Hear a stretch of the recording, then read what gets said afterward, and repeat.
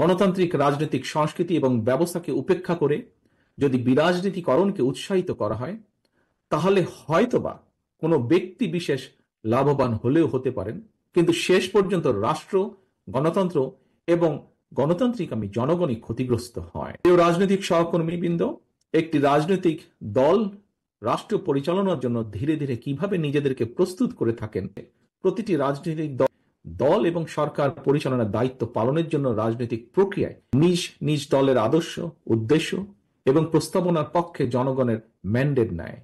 জনগণের ম্যান্ডেট পেলে রাষ্ট্র এবং সরকার পরিচালনার দায়িত্ব পালন করে।